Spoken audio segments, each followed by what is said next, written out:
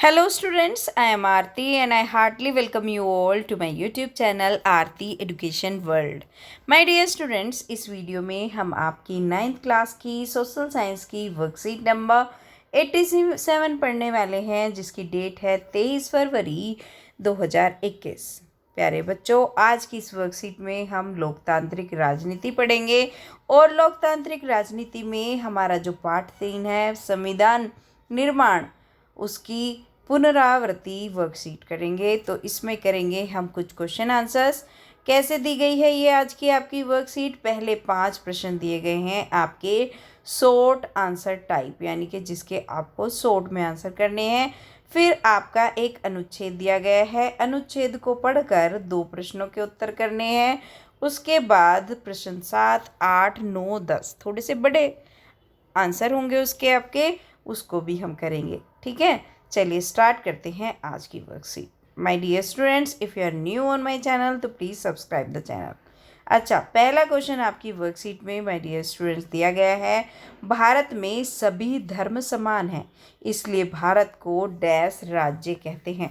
तो बच्चों, जहाँ पे सभी धर्म समान होते हैं उसको क्या बोलते हैं? धर्म निरपेक्ष। तो इसमें क्या आ जाएगा आपका पहले वाले में? धर्मनिरपेक्ष राज्य। ठीक है, यहाँ पे आप भर देंगे। ओके, अब देखिए, बिना किसी विदेशी व बाहरी दबाव के किसी देश द्वारा अपने फैसले लेना कहलाता है, जिसके ऊपर कोई ना विदेशी ना बाहरी कोई दबाव नहीं होता। अपने फैसले जो देश खुद लेता है उसको क्या कहते हैं? इसको कहते हैं प्रभुत्व संपन्नता। प्रभुत्व संपन्न देश या प्रभुत्व संपन्नता, क्योंकि गणतंत्र तो लोकतंत्र का मतलब है। पंथ निरपेक्षता, सभी जहाँ पे धर्म समान होते हैं, और बंधुत्व, जहाँ पे लोग भाईचारे से रहते हैं। ठीक है, तो इसका विकल्प 1 ठीक हो जाएगा बच्चों। ये धर्मनिरपेक्ष या पंथ निरपेक्ष कुछ भी रख सकते हैं आप इसमें। चलिए, अब आ जाते हैं प्रश्न नंबर 3 की तरफ। देश में लोगों को का आपस में परिवार की तरह रहना कहलाता है। क्या कहलाता है? देश में लोगों का आपस में परिवार की तरह रहना कहलाता है बंधुत्व, है ना? क्या कहलाता है? जब परिवार की तरह रहते हैं तो उसको हम बंधुत्व बोलते हैं, बंधुत्व की भावना। फैसले लेने का सर्वोच्च अधिकार लोगों के पास होना क्या कहलाता है? अगर फैसले लेने का अधिकार लोगों के पास हो, तो ये तो आप पढ़ते आ रहे हैं, गणतंत्र हो हमारा, जनतंत्र हो या लोकतंत्र हो, उसका मतलब होता है लोगों का शासन। तो लोगों के पास जब हमारा होता है तो हम क्या होता है? वो होता है लोकतंत्र। तो आप इसका जो 2 ऑप्शन लगा देंगे। अगर बच्चों गणतंत्र और लोकतंत्र दोनों ऑप्शन में होते तो फिर आप लोकतंत्र लगाते, तो फिर अगर लोकतंत्र नहीं है तो आप गणतंत्र लगाइए, ये सही है। ठीक है, चलिए अब आ जाते हैं प्रश्न नंबर 5, जो हमें लिख के करना पड़ेगा।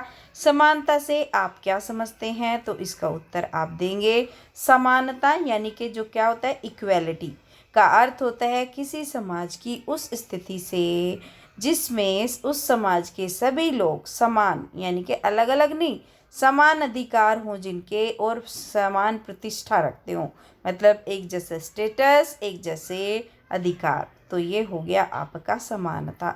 चलिए, अब प्रश्न नंबर 6 है आपकी वर्कशीट में, अनुच्छेद आधारित। तो पहले अनुच्छेद को तो पढ़ना पड़ेगा ना, तो चलिए अनुच्छेद पढ़ लेते हैं। तो अनुच्छेद में बच्चों आपका दिया हुआ है, किसी भी संविधान की तरह भारतीय संविधान भी वे नियम बताता है जिसके अनुसार शासकों का चुनाव किया जाता है। जैसे और संविधान होते हैं, और देशों के संविधान हैं, अमेरिका में चले जाओ, ब्रिटेन में चले जाओ, ऐसे ही हमारा भारतीय संविधान भी है। इसमें भी बहुत सारे नियम हैं जो बताते हैं कि जो शासक हैं उनका कैसे चुनाव किया जाना है, कैसे वो चुनकर सत्ता पर आएंगे। इसमें स्पष्ट रूप से लिखा है कि किसके पास कितनी शक्ति होगी और कौन किस बारे में फैसले लेगा। मतलब उसमें पता है किसके पास कौन कौन सी शक्ति होनी है और किसके बारे में कौन फैसले ले सकता है। साथ ही संविधान नागरिकों को कुछ स्पष्ट अधिकार देकर सरकार के लिए लक्ष्मण रेखा तय करता है। सरकार इससे आगे नहीं बढ़ सकती। हाँ, ये संविधान की मजबूती होती है, जो कोई भी सरकार अपनी लक्ष्मण रेखा से आगे नहीं बढ़ सकती और सर्वोच्च नहीं हो सकती। सर्वोच्च शक्ति लोगों के हाथ में, संविधान के हाथ में, न्यायालय के हाथ में होती है। तो बच्चों पढ़ लिया हमने अनुच्छेद। चलिए अब कर लेते हैं इसके आसान से 2 प्रश्नों के उत्तर। पहला प्रश्न पूछा गया है, भारतीय संविधान सरकार के लिए कैसे लक्ष्मण रेखा है। तो आप इसका उत्तर लिखेंगे। भारतीय संविधान में स्पष्ट लिखा है कि किसके पास कितनी शक्ति होगी, कौन किसके बारे में फैसले लिखा। साथ ही संविधान नागरिकों को कुछ स्पष्ट अधिकार देकर सरकार के लिए लक्ष्मण रेखा भी तय कर देता है। इससे सरकार आगे नहीं बढ़ सकती। तो ये लिख देंगे प्रश्न नंबर 6 के उत्तर में आप आंसर। चलिए दूसरा प्रश्न है, देश के प्रत्येक नागरिक विकास में संविधान कैसे महत्वपूर्ण है प्रत्येक नागरिक के विकास में। तो इसका उत्तर लिखेंगे, जनतंत्र ऐसी व्यवस्था जिसमें प्रत्येक व्यक्ति को स्वतंत्र रूप से चिंतन, मनन तथा कार्य करने के समान अवसर प्राप्त होते हैं। वह अपनी बात को कहने के साथ साथ दूसरे व्यक्तियों की विचार करने की स्वतंत्रता का भी आदर करता है। तो इस तरीके से भारतीय के प्रत्येक नागरिक का विकास होता है। ये हो गए आपके अनुच्छेद आधारित प्रश्न नंबर 6 के उत्तर।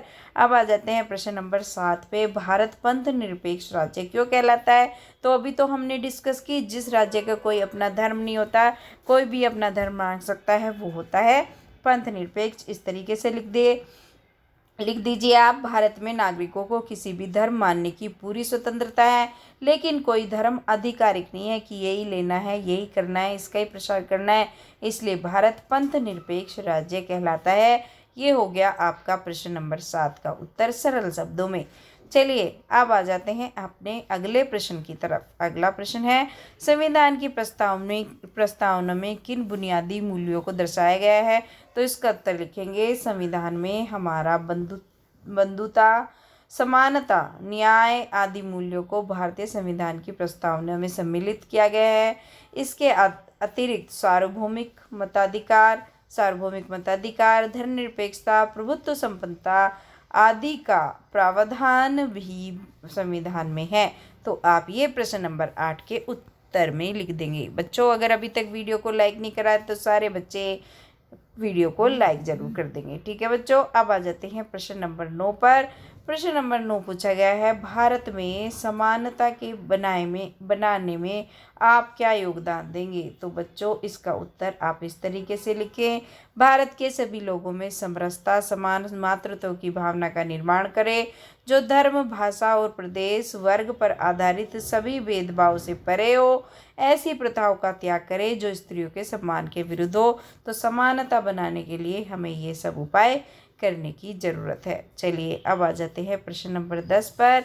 संविधान के बुनियादी मूल्यों को आप किस प्रकार अपने दैनिक जीवन के व्यवहार में लाएंगे।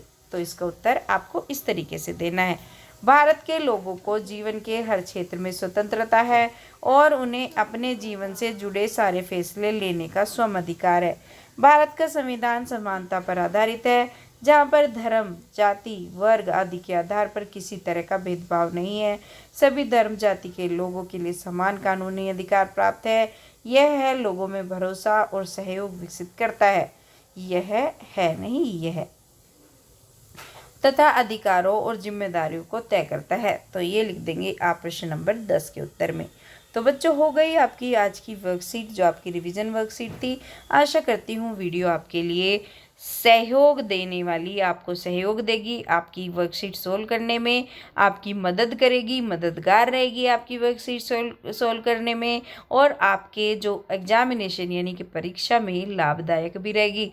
तो बच्चों अब आपको भी तो 4 काम करने हैं। अब मैं इतनी मेहनत से आपके लिए वीडियो बनाती हूँ, तो आप भी लाइक, कमेंट, शेयर और सब्सक्राइब, ये चारों काम करना कभी भी ना भूला करें, है ना। मेरे बोलने से पहले मेरे बच्चों को याद रहना चाहिए। Okay student, thank you. पढ़ते रहिए, मुस्कुराते रहिए, कोरोना से बच कर रहना बच्चों। अभी हमें वैक्सीनेशन नहीं लगी है, तो हमें अपना और अपने परिवार का ख्याल रखना ज़रूरी है। धन्यवाद। Have a good day.